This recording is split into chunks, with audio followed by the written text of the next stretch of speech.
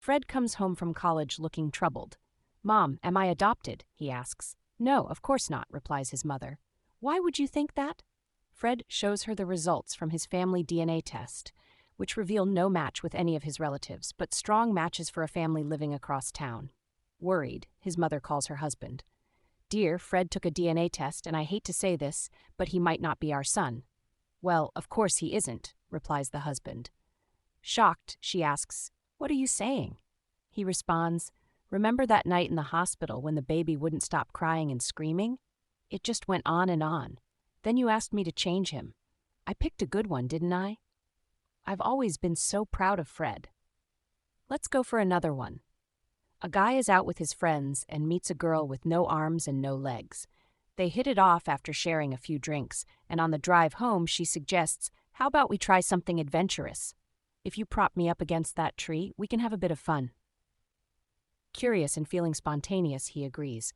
He props her against the tree, and they share an intimate moment.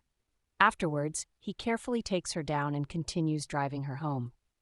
When they arrive at her house, her father comes out to greet them. Surprisingly, he's very warm and thankful, saying, "You seem like a great guy. How about joining us for dinner next weekend?" The guy, taken aback, responds, "Hold on a second. I just met your daughter tonight, wedged her in a tree, and shagged her." The father chuckles and replies, "Yes, I know. Most guys just leave her there and don't bother bringing her back home." On to the next one.